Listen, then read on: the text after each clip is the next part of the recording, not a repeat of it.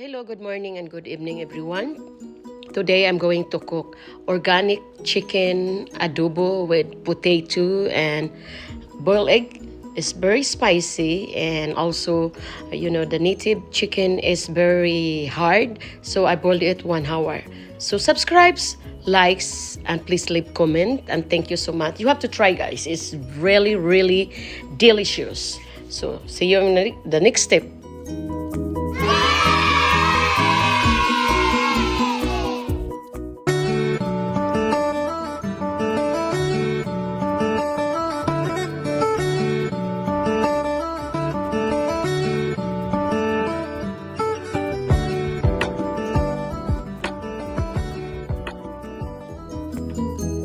First thing to do, you have to put salt, 1 tablespoon salt the chicken, and also 1 tablespoon of black pepper, and make it swell and leave it like 1 hour.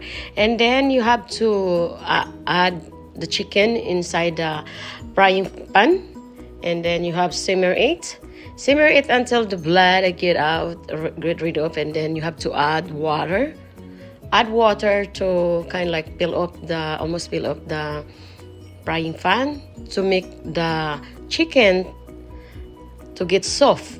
So the chicken, guys, normally the organic chicken raised from the farm is very hard, and it takes for a while when you boil it or cook it. And then also while I'm boiling the chicken, I boiled the organic also eggs. My daughter bought her for her coworker.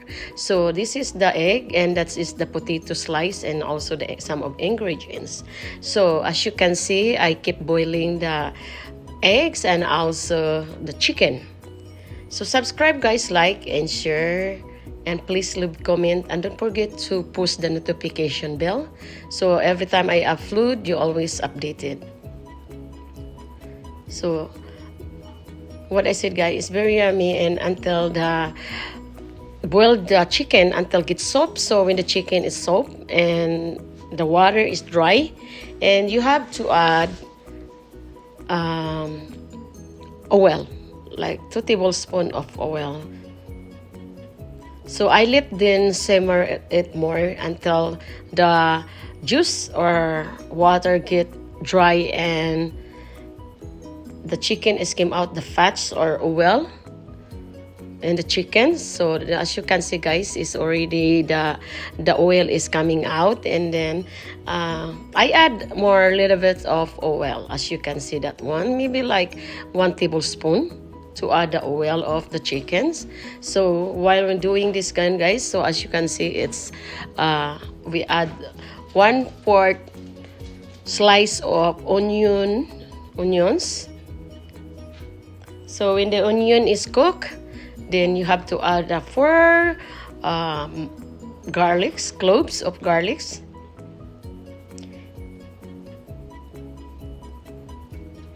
So this kind of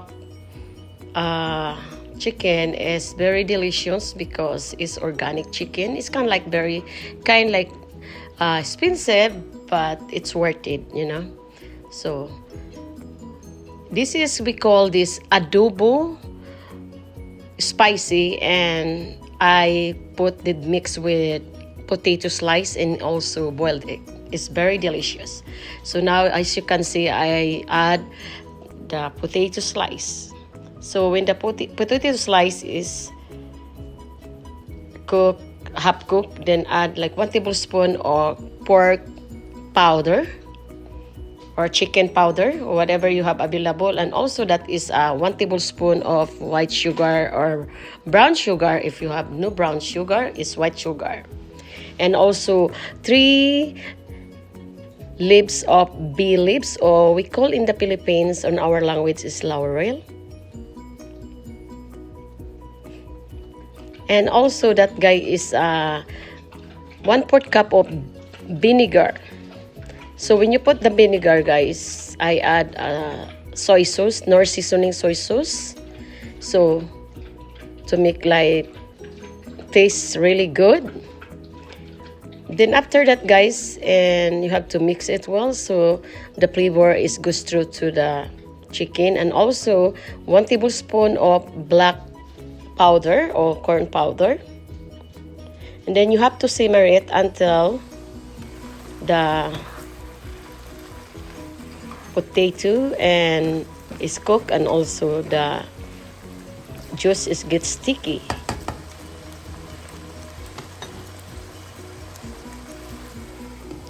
So thank you so much, guys, to all my co-YouTuber, silent viewers and subscriber. And I add a boiled egg, 5 pieces of boiled egg. This is organic egg, guys. So thank you so much and for support, and please leave comment. And the chili, hot chili, guys. That is hot chili because this is chicken adobo with spicy, and also the very spicy we call alabuyo, spicy hot chili.